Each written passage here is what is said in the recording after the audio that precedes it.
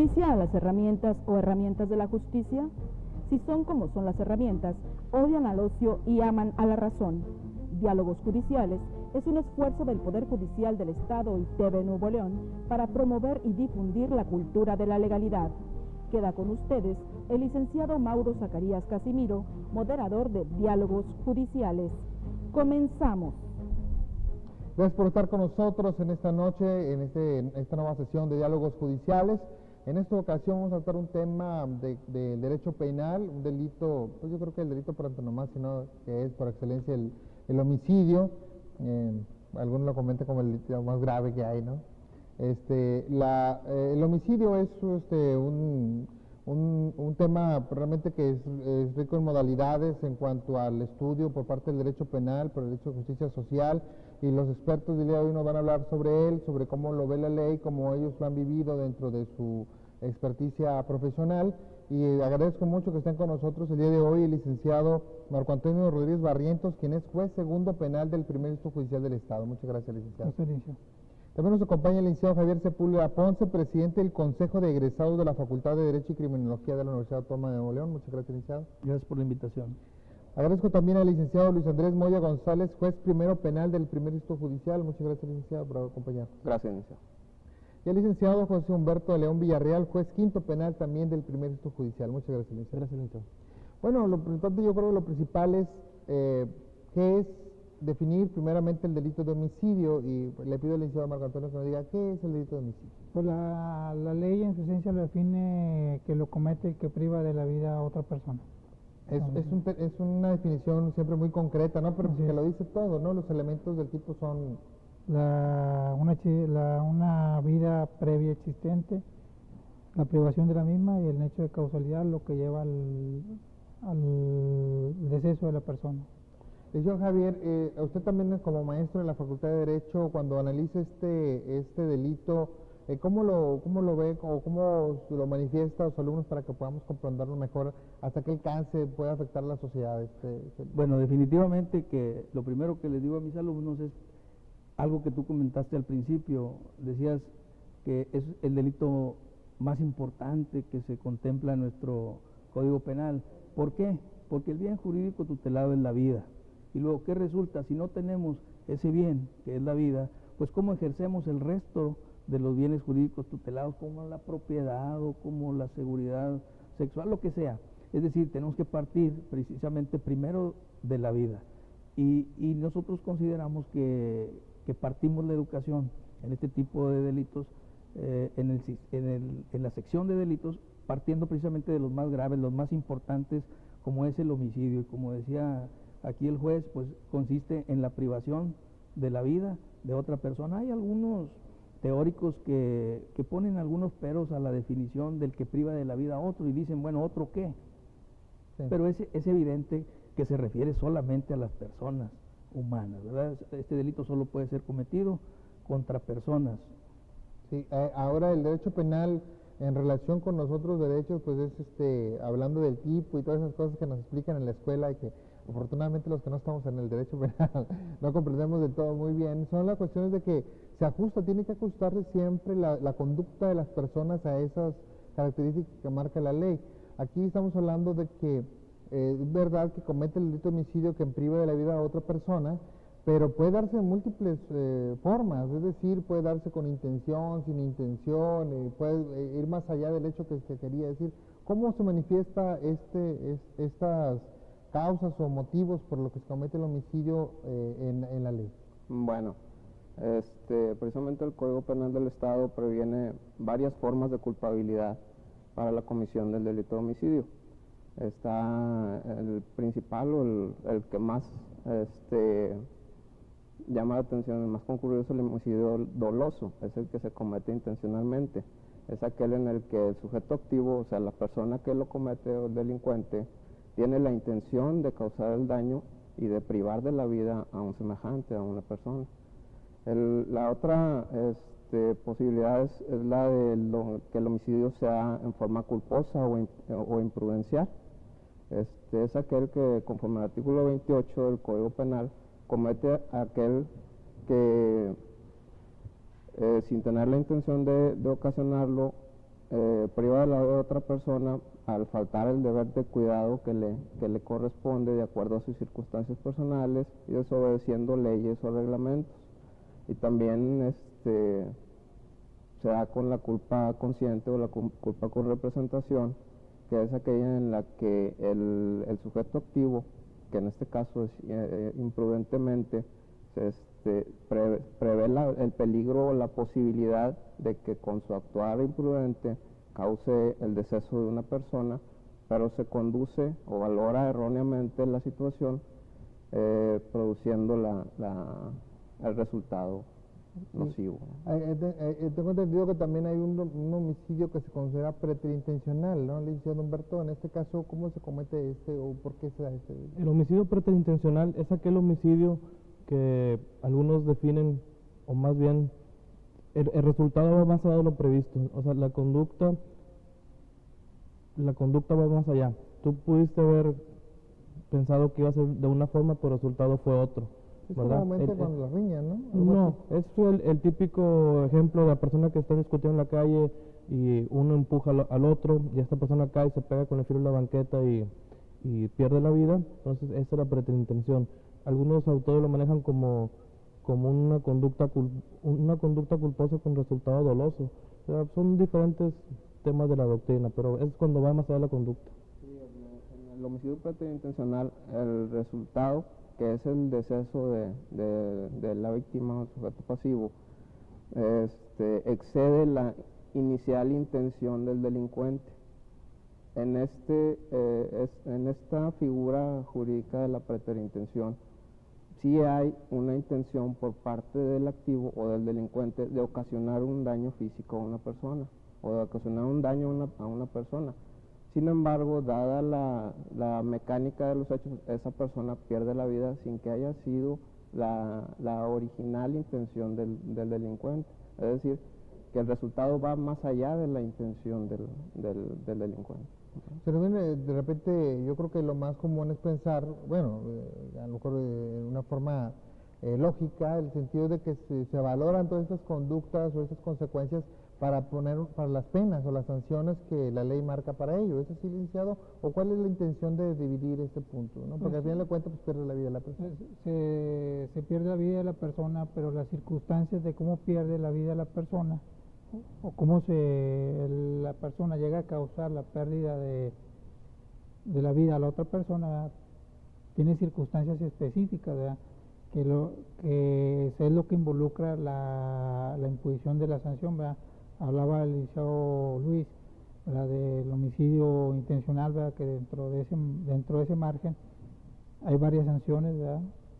Está el homicidio simple intencional, el homicidio calificado, que cada uno trae una sanción específica, ¿verdad? Dentro de la comisión del delito por culpa o doloso trae una sanción atenuada, y el delito bajo la culpabilidad de la preterintención también trae una sanción atenuada, ¿verdad? En relación a la sanción básica del homicidio. Ahí se plantea y podemos ya empezar a visualizar un poquito cómo es el actuar entre el que juzga el hecho, en este caso el juez, y el abogado, que tiene la función de explicarle al juez o tratar de defender de alguna manera al cliente, en este caso la persona que está acusada del delito, ¿no? Y buscar cuál es la mejor forma de explicarlo. ¿Cómo cuando el abogado toma estos casos, analiza el caso y pretende o manifiesta la defensa ante el juez? Pues los hechos tienen que darnos la pauta para poder proyectar una defensa adecuada. No podemos ir más allá de lo que los hechos nos dan, pero para esto te puedo comentar que hay circunstancias modificadoras. Hay atenuantes y hay agravantes, como lo mencionaba aquí el juez, y entonces nosotros tenemos que adecuar esos hechos que nos da el caso a cualquiera de las dos circunstancias y buscar en beneficio de nuestro cliente, pues en donde se adecue mejor, de acuerdo con los hechos que generaron el caso. No podemos inventar más allá de lo que el propio caso nos da, ¿sí? Podría ser el caso de que existan circunstancias de legítima defensa o no sé, puede haber algunas causas, pero solo los hechos nos los podrán dar. Tendría que ser un caso muy específico para darte una respuesta. ¿Hacia dónde vamos? Hacia buscar que los hechos encuadren perfectamente en nuestra idea de cómo se va a defender. La postura de la cuestión del derecho penal, que es derecho público, es precisamente proteger a la sociedad de posibles actos repetitivos de un posible, vamos a llamarlo así, delincuente, ¿no? De un homicida. Cuando se dan esos casos, podemos visualizar también, el juez puede visualizar si la persona puede volver a cometer un delito como este, ¿no? Sí, me tengo que regresar un poquito porque me quedó pendiente ver, algo ahí. sí, claro. En el sentido del principio de inocencia, ¿no? Ya me preguntaste como litigante y yo tendría que ver primeramente qué es lo que puede probar el Ministerio Público, y eso es lo que van a observar los jueces, qué es lo que les ponemos enfrente. En forma primaria, el Ministerio Público tiene que llevar un caso consistente, ¿verdad? Claro. Y nosotros como defensores, en el caso que yo fuese el defensor particular de alguien, tendría que partir de la presunción de inocencia, primero, qué es lo que sí me está probando el Ministerio Público y cómo puedo yo debilitar esa posibilidad de prueba del Ministerio Público. Ahora sí, lo segundo que me decías era... No, el hecho de que también es importante manifestarle al juez que para, vamos a ponerle, adelantando un poquito al punto, un punto que quisiera tocar en el programa de la individualización de la pena, que tanto podría afectar a la sociedad el hecho que la persona pudiera tener una u otra pena.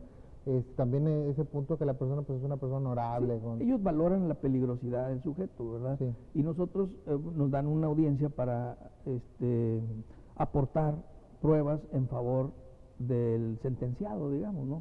Bueno, para individualizar la pena llevamos, pues, les allegamos pruebas para que ellos vean que era una persona antes del hecho, una persona que se conducía dentro de las normas de conducta de la sociedad, nunca había delinquido, tenía un trabajo honesto, no sé, tenemos que abonar la conducta, porque muchos delincuentes, bueno, pues han sido delincuentes meramente en un solo hecho y de alguna manera aislada, ¿no? Sí. Son reos primarios, por decirlo de una manera. Muy bien, bueno, vamos a hacer un pequeño corte aquí en Diálogos Judiciales. El tema que estamos tratando es el homicidio, es un tema pues, bastante, yo creo que amplio, el tiempo nos va a alcanzar para mucho, vamos a tratar de ver los puntos más importantes, sobre todo las modalidades del homicidio calificado, del homicidio simple, pues, de alguna forma, también esta cuestión de la preterintencionalidad, que son palabritas medio complejas. Y bueno, antes que hacer el corte, les voy a recordar que ya el Poder Judicial está en las páginas sociales. Estamos en Facebook, el Poder Judicial del Estado de Nuevo León, donde nos puede hacer comentarios, sugerencias, buscar una orientación jurídica de acuerdo a lo que hacemos en el Poder Judicial, y le estamos contestando inmediatamente. Usted puede intentarlo. También en Twitter estamos dando información, noticias sobre la capacitación que brinda el Poder Judicial del Estado de Nuevo León. El usuario es @PoderJudicialNL, y también le damos un correo electrónico donde puede hacer nuestros comentarios y sugerencias, mauro.zacarias@pjenl.gov.mx, donde personalmente contestaré sus dudas y también haremos los temas que usted nos sugiera aquí en Diálogos Judiciales. Volvemos a un instante.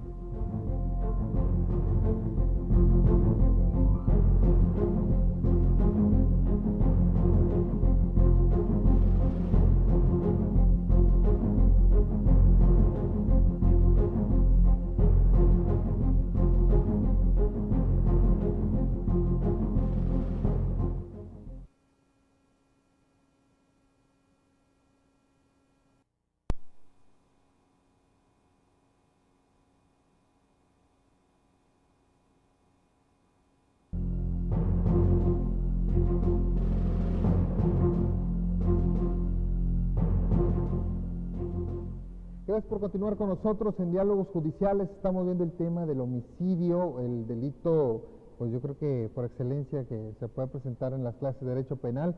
El homicidio, bueno, ya lo comentamos qué es, cómo se define por la ley, cuáles son sus posibles ligas con los atenuantes, con los agravantes y demás.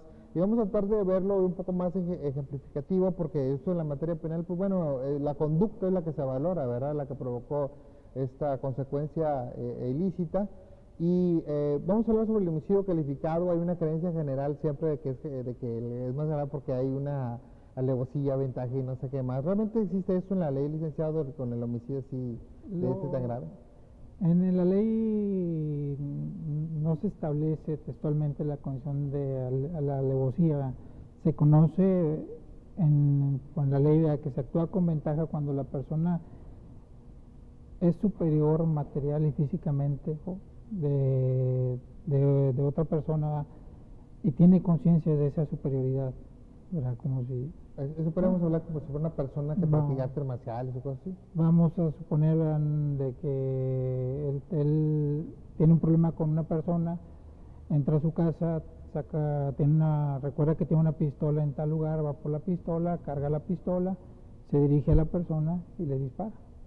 O sea, va con toda la intención, va con toda la ventaja de sorprenderlo y todo No, lo es demás. el caso más común o el ejemplo más común o de lo más común que puedan encontrarse Bueno, alevosía, premeditación y ventaja, ese es Mira, la doctrinalmente así se maneja, y aunque no lo mencione por sus nombres, los define y siguen siendo. Ahora, en materia federal también se modificó, y al arribo que se llegó es que todas estas formas son ventaja para el sujeto activo, ¿sí? Le proporcionan una ventaja con respecto a la víctima, y eso es lo que califica la ley, la hace más grave. Eso es lo que llamamos los agravantes. Son agravantes, y por el contrario, solo por ejemplificar, un atenuante sería, por ejemplo, el homicidio en riña. ¿Por qué es atenuante el homicidio en riña? Porque existe igualdad de circunstancias entre los dos sujetos, ¿sí? Ninguno tiene superioridad del otro, cualquiera puede resultar dañado.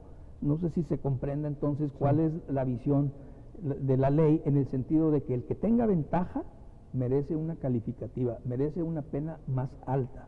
Ahora, las penas que se dan por ese tipo de situaciones, de ventajas o desventajas, las define la ley, dice, si es con ventaja va a tantos años más, o cómo se hace valoración. Bueno, el Código Penal del Estado, en el artículo 303, establece una sanción específica para aquel delincuente que comete un homicidio en riña. En este caso sería de 6 a 15 años de prisión cuando se comete el delito bajo estas circunstancias. Para que se integre la riña, pues se requieren dos situaciones, una objetiva y una subjetiva. La objetiva es precisamente una contienda material entre dos personas. ¿Qué quiere decir esto? Que la simple agresión verbal de una persona hacia otra no integra la modalidad de riña. Tiene que haber una contienda de obra, un pleito material y físico entre los que intervienen, precisamente para lo que mencionaba el licenciado, de que los dos sujetos intervinientes en la riña se encuentren en el mismo plano de ilicitud. ¿Por qué? Porque hay un ánimo mutuo de causarse daño. Es lo que cualquiera de los dos pudo haber sido el que muriera. Así es. Entonces, por esa situación, y además, precisamente el elemento subjetivo es el ánimo de causarse daño mutuamente, la ley previene una sanción disminuida en comparación con la sanción básica, que es para el homicidio simple intencional, que es de 15 a 25 años de prisión. Y a diferencia del homicidio calificado, que el artículo 318 previene una sanción del Código Penal, previene una sanción que va de 25 a 50 años en la actualidad. Si se da alguna de las condiciones que comentaba ahorita el licenciado, de lo que comúnmente se conoce como la premeditación, alevosía de ventaja, que no vienen señaladas en el artículo 316 como tales, sino que vienen explicadas. Por ejemplo, la premeditación, la fracción primera del 316 no viene que haya cometido con premeditación, sino que viene el dispositivo legal, en el sentido de que el que cometa el delito de homicidio o el delito de que se trate, después de haber reflexionado sobre su comisión. Eso es lo que no fue en el momento, sino que popularmente se conoce como la premeditación. La alevosía ya es parte de la sorpresa que emplea el activo para la comisión del delito. Ya no se previene la palabra alevosía, pero sí habla de la sorpresa o la acechanza de parte del activo para lograr una ventaja y lograr su cometido, dejando indefensa a la víctima, ¿verdad? Y la ventaja como tal, sí se refiere el código a una ventaja material del activo sobre su víctima o del delincuente sobre la víctima, de forma tal que el delincuente se sienta seguro, se sienta invulnerable en el momento en que está cometiendo el ilícito, y dejando también en estado de indefensión a la víctima. Entonces se dan estas condiciones, al igual que algunas otras que ya también establece el mismo Código Penal, sí se considera el homicidio calificado y es sancionable hasta por un máximo de 50 años de prisión. Nada más la de traición. La traición, exactamente. Es cuando el activo viola la fe o la confianza que la víctima le expresa o tácitamente le debe al activo. Por ejemplo, cuando se trata de marido y mujer, cuando son entrañables amigos, que el pasivo nunca espera que el delincuente planee o quiera privarlo de la vida. Sí. Entonces eso también deja a la víctima en estado de indefensión y de desventaja en relación con el activo del delito. Todas estas cosas hablan, como lo decía el licenciado, de los hechos, ¿verdad? De plantear los hechos al juez, porque el juez viene como un tercero extraño ya cuando el Ministerio Público hace la consignación del delito y le presenta a la persona que se considera el que cometió este hecho ilícito, y el juez tiene que valorarlo, y entonces viene también el abogado defensor a tratar de plantear lo más beneficioso, porque, bueno, vamos a hablar también de ese punto, ¿verdad? Porque no es lo mismo que a lo mejor sí le dio un golpe, lo mató, pero no había una riña, sino que lo hizo así por la espalda y demás. El juez tiene que ser muy también perspicaz en esas circunstancias de valorar los hechos como deben de ser, ¿no? Definitivamente uno tiene que estudiar el expediente, ¿verdad? Y escuchar las partes y los alegatos que cada uno de ellos haga para ver quién tiene la razón o si alguno de ellos conoce una circunstancia que no está plasmada en el expediente. Pero uno se basa en lo que obra en el expediente, ¿verdad? Usted como juez quisiera agregar que las calificativas que acaba de mencionar, puede existir una, según los hechos, puede existir dos, puede haber tres o puede haber todas. Los hechos te lo van a dar y los jueces precisamente son los que están valorando si se dan o no las pruebas suficientes para considerar que están presentes todas las calificativas o solo una o ninguna, ¿verdad? Pero quería mencionarlo precisamente que pueden, no son excluyentes, es a donde quiero llegar, sino pueden coexistir. Sí, definitivamente pueden coexistir una o más calificativas.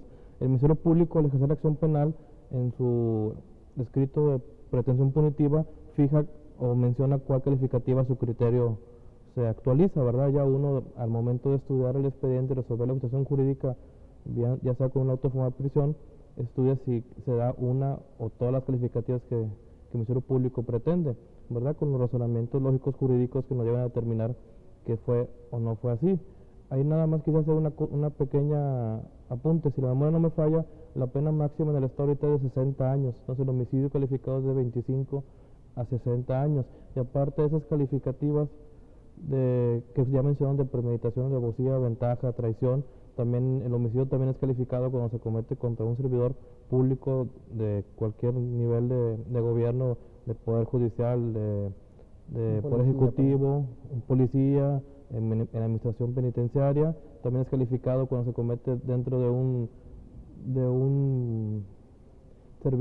vehículo de alquiler o de servicio público. Y hay otra calificativa también que también cuando la persona es periodista también es calificado, y todo eso encuadra en diferentes artículos, pero todos tienen la misma pena de 25 a 60 años, si la memoria no me falla. No dice periodista, me equivoqué, dice que trabaje que labore en un medio de comunicación. Sí. Y que esté de su función en el momento de que se comete el hecho. Y nada más un agregado, ¿verdad? Si bien es cierto pueden coexistir las calificativas, no necesariamente son sanciones acumulativas. ¿A qué me refiero? O sea, puede ocurrir el homicidio bajo una calificativa, igual se le impone una sola sanción. Ocurre el homicidio bajo 3 calificativas, ¿verdad? Se le pone una sola sanción. Esto es porque la peligrosidad viene siendo la misma, o ¿por qué se da ese hecho? Digo, si son... porque es un solo hecho. O sea, la consecuencia es un solo hecho, sujeto a varias circunstancias de cómo se desarrolla el mismo. Por eso es una sola sanción. Ahora, bueno, ya vimos que la ley fija las situaciones de los delitos de homicidios, especial por ejemplo en riña, el simple, el calificado y demás, pero muchos de ellos se tienen que valorar en el momento en el cual se hace la consignación por parte del Ministerio Público. O sea, la función del Ministerio Público es acusarlo de un domicilio en particular, o puede dentro del proceso cambiar ese tipo de delito. Le corresponde al juez en el primer momento que le llega el expediente al juez, le corresponde al juez la clasificación legal del delito por el cual habrá de procesarse en el término constitucional, en origen, en el auto de formal prisión. Posteriormente, cuando el Ministerio Público formaliza su acusación en las conclusiones, ya el juez decide en la sentencia si guarda concordancia con lo que dijo en el formal prisión para poder proceder al dicto de la sentencia. En un primer instante, siempre el juez hace una primera resolución, vamos a decir, previa, que se llama auto formal prisión, ¿no? Que es donde considera ¿qué es lo que se considera en este apartado, en esta primera resolución del juez? La existencia del cuerpo del delito y la probable responsabilidad de la persona. El cuerpo del delito siempre se confunde. ¿Qué es el cuerpo del delito? Pues básicamente el cuerpo del delito es analizar, ¿verdad?, que los hechos se sujeten a la descripción típica de la ley. O sea, no que esté muerto ahí tirado. Exactamente. O sea, no es la condición que mencionas, no, que si está una persona tirada y traerla ante el juez, no. O sea, sino es que se concuerden así es. el tipo penal con los hechos que están. Una condición simple y sencilla es eso. Bueno, vamos a hacer un corte aquí en Diálogos Judiciales. Estamos tratando el tema de homicidio. Le recuerdo también que el Poder Judicial del Estado de Nuevo León tiene una página electrónica que es www.pjenl.gov.mx, donde puede encontrar valiosa información para su vida diaria. Volvemos un instante aquí con ustedes.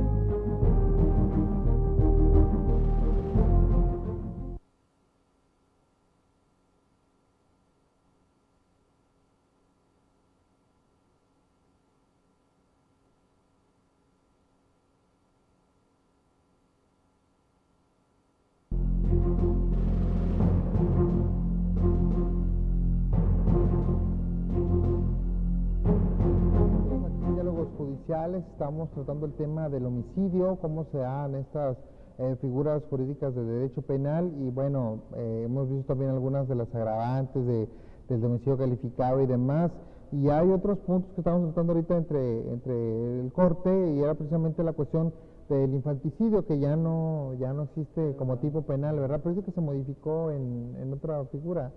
Homicidio de infante, ¿de homicidio de infante, básicamente son los mismos elementos. Comentábamos que antes se preveía como el infanticidio, es un delito, como decía aquí el maestro, es un delito honoris causa, en el que se sanciona más bien la conducta de la madre, que lo que pretende con esa conducta es proteger su honra y su buena fama. Entonces, de este delito pues se requiere que el embarazo haya sido oculto, que el nacimiento del niño haya sido oculto y que las condiciones psicosociales de la madre justifiquen la conducta. La conducta es privar de la vida a un niño que ella parió dentro de las primeras 72 horas de la vida del niño. Faltó nada más ahí que no sea producto de matrimonio. Que no sea producto de matrimonio o de concubinato. O concubinato, sí. Cuando también había escuchado yo una cuestión del infanticidio, es que era un delito que solamente se le puede aplicar a la madre, ¿verdad? Y ahora en el homicidio infante también se le puede aplicar al padre, en este caso digamos de que un tercero, ¿no? Puede ser copartícipe. La mamá de la muchacha, ¿no? Perfectamente, la pareja puede ser copartícipe, puede ser o no el marido, puede ser compañero, puede ser concubino y participar en los hechos donde se priva de la vida al infante. Dentro de las 72 horas, ahí sería bueno preguntar por qué el legislador tomó en cuenta solo 72 horas. Bueno, yo tengo una idea, yo les pregunto a los jueces por si quieren ahondar en eso. Pues digo yo, entiendo que es por ese mismo hecho de lo si hablamos de criterios y suposiciones de ese tipo, yo iría más allá. Porque si ya es una persona que ya nació, si desde el momento en que nace tiene todos sus derechos, ¿por qué hay una sanción disminuida? En todo caso, una persona que es adulto. ¿Cuánto es la sanción para un delito de esa naturaleza? Del infanticidio, déjame ver, aquí tengo desde 3 a 7 años de prisión. Así es. Entonces la sanción está muy disminuida como para que una persona con toda la conciencia prive de la vida a un menor completamente indefenso dentro de las 72 horas, imagínate. Entonces yo me iría más allá todavía de la cuestión que planteaba aquí el maestro. Pero déjame dar la opinión no mía, sino de los teóricos. Ellos dicen que las 72 horas se fijaron como límite por el estado de shock en que se encuentra la persona, es decir, no piensa con claridad al momento en que está naciendo la criatura y ella pretende ocultarlo o pretende deshacerse de él porque le afecta en su vida, en su honor. ¿Sí? ¿Me explico? Ese es el motivo, según los teóricos, que se tomó en cuenta por el legislador para establecer un término. Es el mentado síndrome posparto. Así es. Y hay otra cosa ahí también que me lleva a ponerlo en la mesa. Cuando una lesión es mortal, también hablaron de 90 días. Y la pregunta que les digo a mis alumnos, ¿por qué creen que 90 días? Y la exposición de motivos de la ley dice que en aquella época en que se estableció que una lesión se consideraba mortal siempre y cuando el deceso se llevara a efecto dentro de los 90 días, es que se hizo una consulta con los médicos de la época, estamos hablando del 34, por ejemplo, y ellos arribaban a la conclusión empírica, nada más, no científica, de decir, bueno, pues en 90 días se muere o se salva, ¿verdad? Y ese fue el término que adoptaron y se ha quedado en la ley. Y la verdad es que no deberíamos de tener un término de ningún día, solo el nexo de causalidad, ¿verdad? Causa y efecto. Si la causa provocó el deceso, no debería interesar bueno, el término. Son 3 meses y no se van los 4 meses. En relación al término de los 90 días, en el 2007 fue modificado. Antes eran 60 días nada más. En marzo del 2007 fue ampliado. Ampliado a 90, tienes razón. Vamos a hablar de un delito que también comentábamos, que era el parricidio, le dice Humberto. ¿Qué es el delito de parricidio?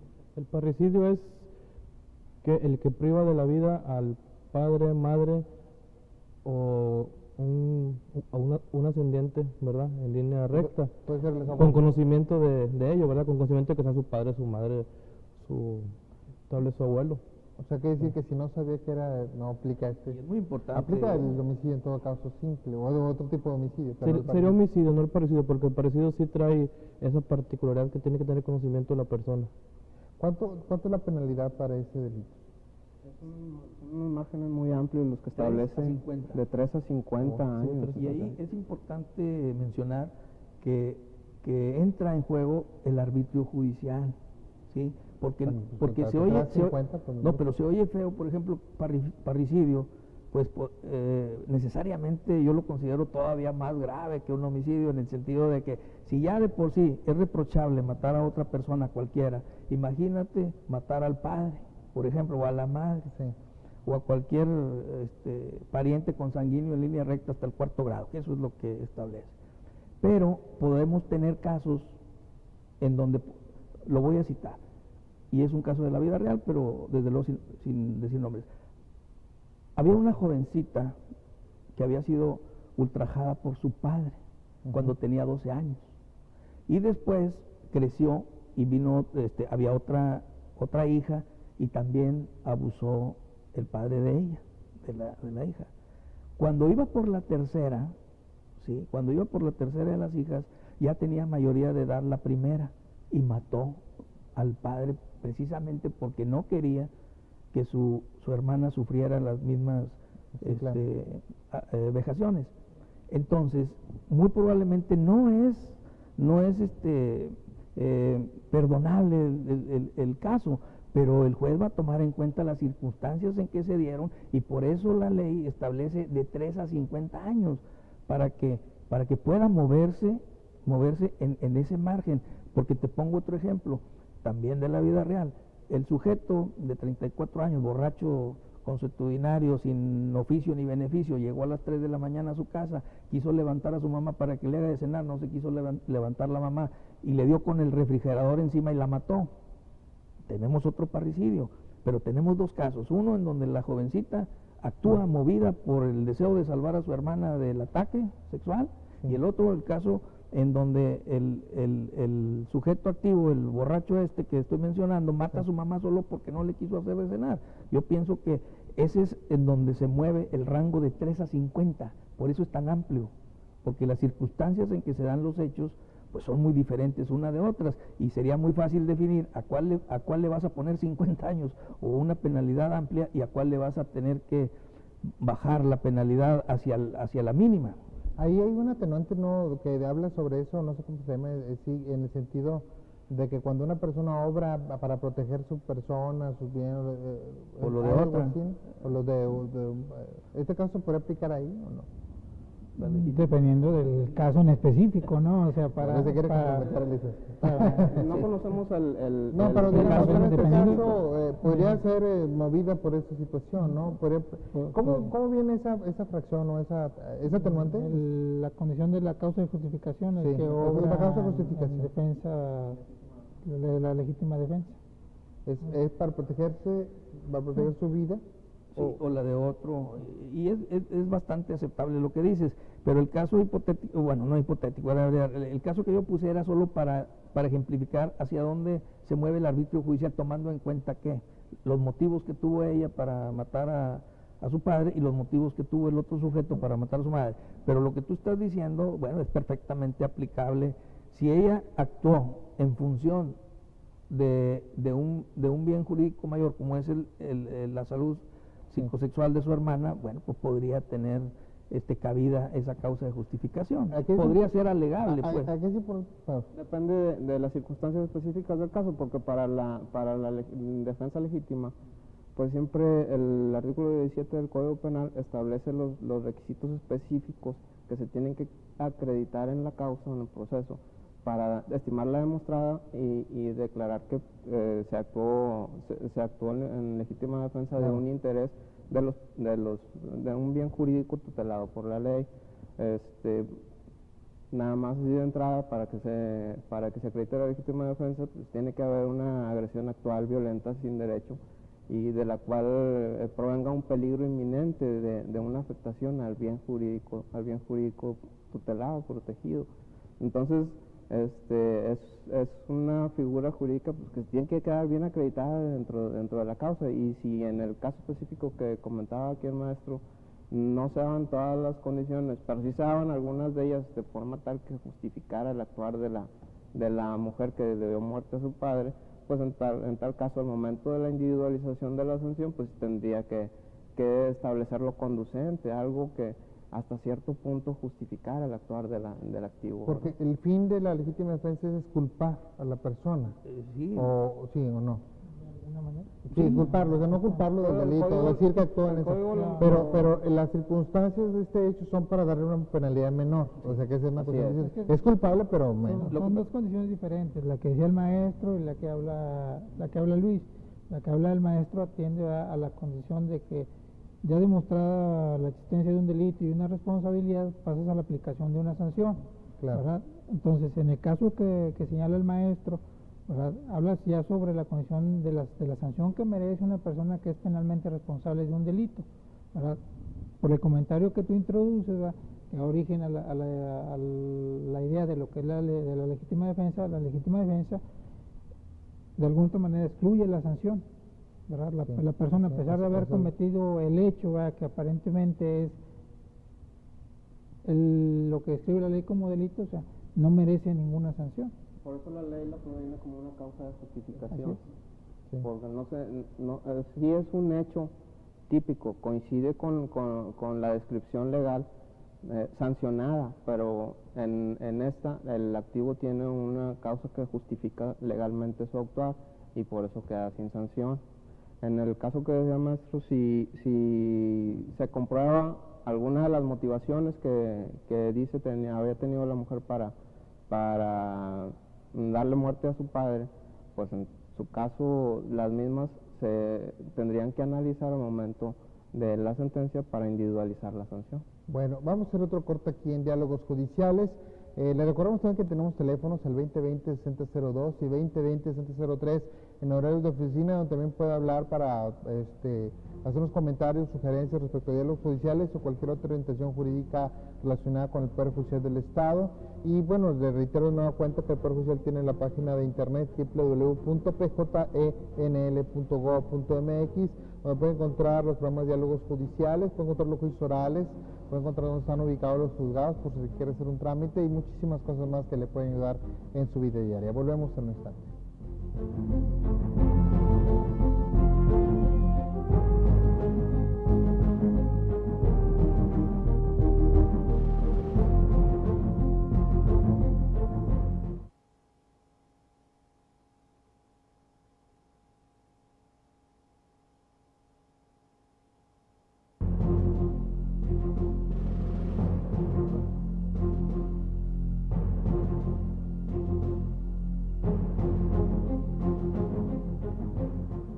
Gracias por estar con nosotros, de seguir con nosotros aquí en Diálogos Judiciales. Perdón, ya estaba equivocando aquí. Estamos viendo el homicidio, estamos viendo cuáles son sus modalidades, cuáles son los agravantes, y luego también nos dimos un poquito a la legítima defensa, que muchas veces son los temas yo creo que más recurrentes cuando se hablan del derecho penal.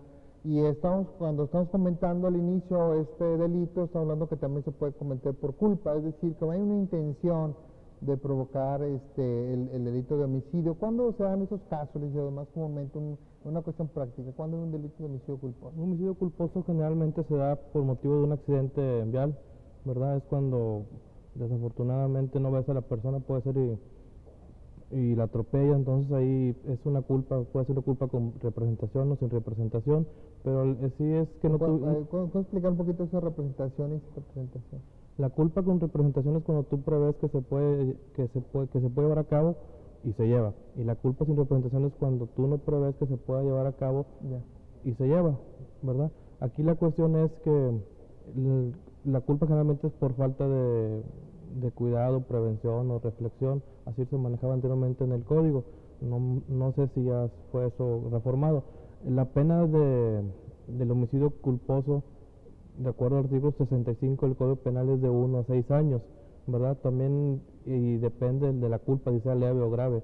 La culpa leve es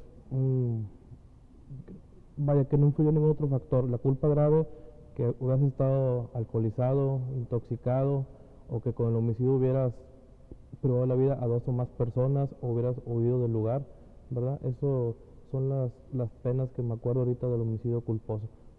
Sí, ha habido un debate siempre respecto de esta cuestión de la intoxicación voluntaria, con la cual se comete un delito como en este caso de homicidio, de sacarlo del punto de vista de culpa y meterlo como doloso, algo así.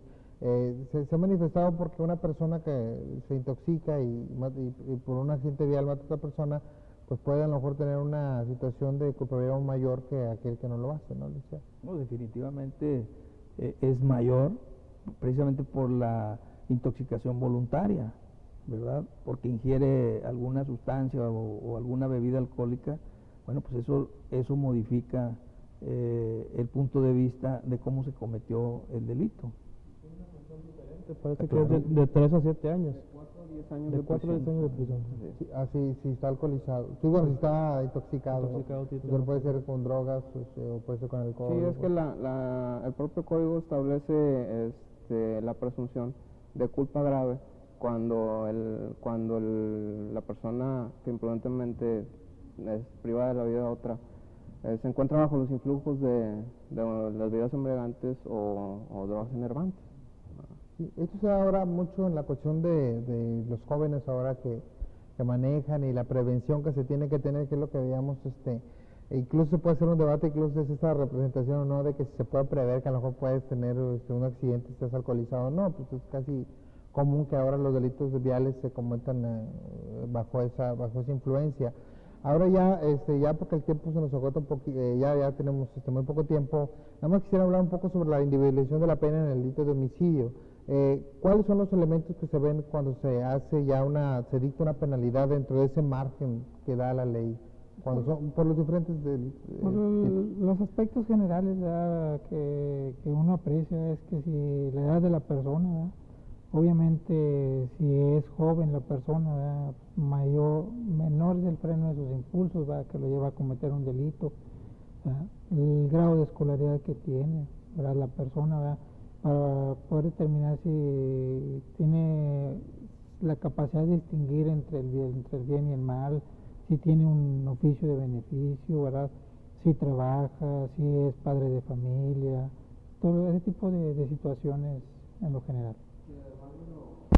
Comenta aquí el licenciado Marco, siempre toman en cuenta también, se deben tomar en cuenta las condiciones propias de la víctima, cuando se tratan de menores de edad, en el que el activo pues aprovecha esa situación, pues también se debe tomar en consideración los antecedentes de la persona, aquello que nos conlleve información sobre el riesgo que representaría esa persona para la sociedad a futuro.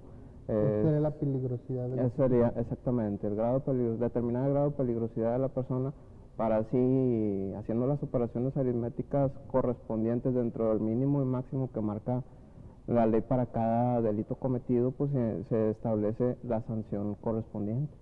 Bueno, aquí me quisiera puntualizar que el Ministerio Público en sus conclusiones pide el grado de peligrosidad y ya uno estudia si es acorde o no lo que pide y por qué, ¿verdad? Es un razonamiento lógico de ellos, se toma en cuenta las agravantes y atenuantes para fijarlo en un punto. Sí, vemos que no es una decisión muy subjetiva, sino que se basa en muchas cuestiones técnicas, Claro.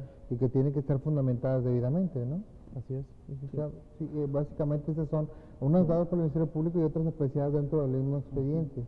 Si en alguno de esos casos no existieran esas, el juez podría agregarse pruebas para ello. A mí me parece que no podría introducir ningún tipo de prueba, sino valorar las que le son propuestas. Sí, así es. Es como usted decía, licenciado, el estudio tiene que ser un estudio objetivo e integral de todo lo que conforma el proceso, el expediente, y de ahí tenemos que nosotros sacar todo lo correspondiente para determinar la sanción a imponer. Siempre es importante también tomar en cuenta las circunstancias de la comisión del delito y la forma en que se cometió, sin introducir si ya se vio en la clasificación, si son delitos calificados o si hay alguna modalidad que atempera la responsabilidad. Tiene que hacerse el estudio integral, tanto de la forma de la comisión del hecho, las circunstancias que rodearon el hecho y los antecedentes personales, tanto del sujeto activo, del delincuente y de la víctima dentro del procedimiento. Es interesante la cuestión de la víctima. También el hecho de que la víctima es una persona que a lo mejor es agresiva y demás puede influir en la decisión del juzgador. Sobre todo si se trata de un homicidio en riña, porque viene luego la cuestión de el carácter de provocado y provocador, ¿verdad? Eso también es tomado en cuenta por los jueces a la hora de valorar las circunstancias para emitir una sanción. Sí, porque siempre, bueno, digo, las creencias de repente que tiene la sociedad es que si una persona entra a una casa, pues tienes que tratar de evitar contacto con ella y dejarla salir y demás, porque si le haces un daño te va a peor a ti como agresor que a la persona que trata de robar o algo así.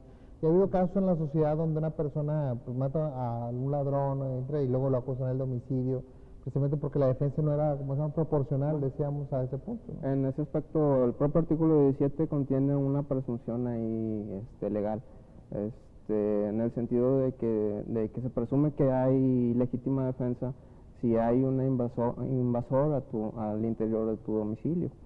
Pero hablamos de la proporcionalidad de que esa acción tiene que ser adecuada. Sí, si la reacción es desproporcionada al grado de intromisión, en este caso, puede incurrirse tal vez en un exceso de legítima defensa. Muy bien. ¿Cuál es el exceso de legítima defensa? Se metió a mi casa, tomé un revólver y le di 9 tiros. O ya iba de huida. O ya veo, Ya. no hay proporcionalidad. Pero ahí legítima defensa, el exceso de legítima defensa como que se le impone la sanción, no es causa. Sí, es sancionable, sí, así, en caso de que se le dé muerte al invasor, pues también hay una regla ahí para la imposición de la sanción, tomando en cuenta la sanción básica del delito de homicidio, que es de 15 a 20 años, y hay una disminución ahí, creo que es hasta las 2/3 partes o algo así. Bueno, pues el tiempo se nos ha agotado desafortunadamente a muchos temas muy prácticos que se vienen a la mente rápido y es difícil agotarlos todos en una hora, pero pues bueno, yo creo que hemos estado las bases para establecer qué es el homicidio y también podamos comprenderlo. Obviamente no estamos dando ideas ni sugerencias de ningún tipo. Agradecemos mucho que nos haya acompañado el licenciado Marco Antonio Ríos Barrientos, juez segundo penal del Primer Judicial. Muchas gracias, licenciado, por habernos acompañado. Al licenciado Javier Sepúlveda Ponce, presidente del Consejo de Egresados de la Facultad de Derecho y Criminología de la Universidad Autónoma de Nuevo León. Muchas gracias, licenciado. A usted, licenciado. También agradecemos al licenciado Luis Andrés Moya González, juez primero penal del Primer Judicial. Muchas gracias, licenciado. Gracias, licenciado. Y el licenciado José Humberto León Villarreal, juez quinto penal también del Primer Judicial. Muchas gracias, licenciado, por habernos acompañado. Y bueno, pues muchas gracias a usted por haber estado aquí con nosotros en Diálogos Judiciales. Les recordamos de nueva cuenta que pueden a los diferentes medios de comunicación que tenemos con usted, a darnos tips, sugerencias en los temas que quiere que hagamos aquí en Diálogos Judiciales. Muchas gracias y nos esperamos en la próxima sesión.